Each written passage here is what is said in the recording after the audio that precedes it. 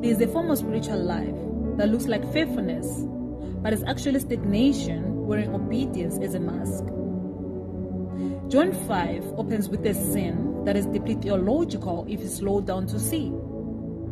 A pull, a system, a pattern, and a belief structure.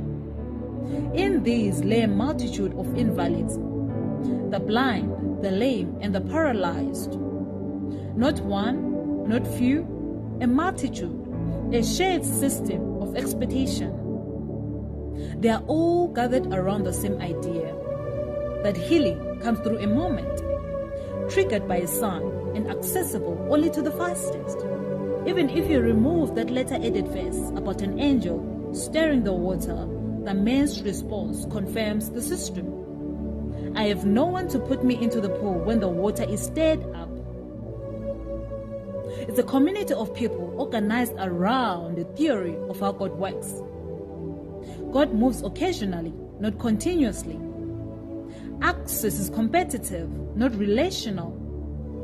Healing is situational, not personal, and no one questions it. You can build an entire spiritual culture around an assumption and never realize it's limiting you. Now enter Jesus. Notice, he doesn't validate the structure everyone agrees on. Instead, he goes directly to one man. That's already disruptive because Jesus is not operating within the confines of their shared expectation.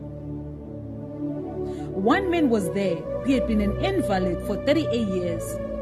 At 38, your condition stops being something you resist and becomes something you organize your life around.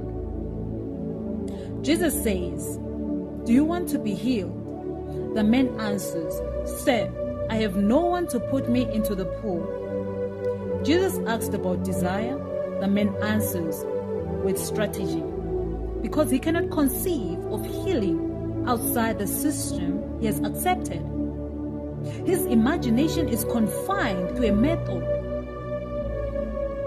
When your understanding of how God works becomes fixed, it can prevent you from recognizing him when he's working differently.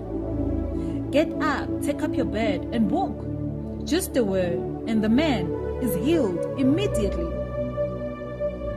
Now that day was a Sabbath, which introduces a second system. The religious leaders say, "It is Sabbath, and it is not lawful for you to take up your bed." For 38 years, the man couldn't walk. No one intervened. No one corrected the system. But the moment he walks, he is corrected.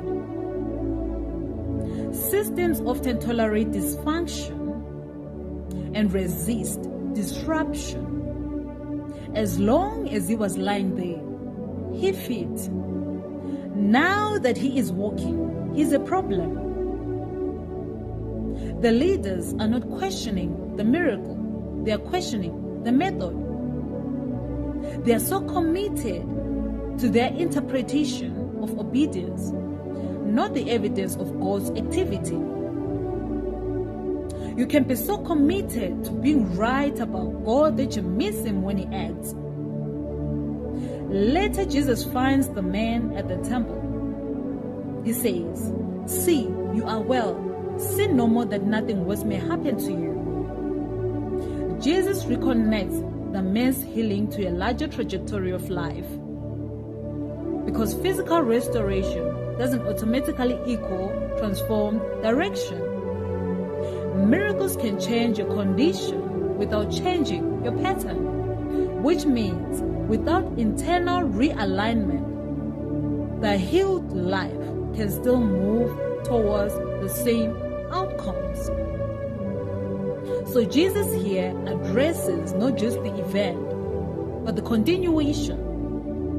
So let's turn the mirror around. Where have you built expectations that quietly limit how you think God can move?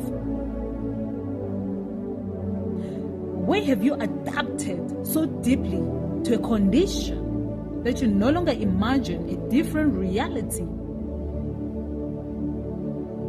Where are you defending structures that God may no longer be operating within?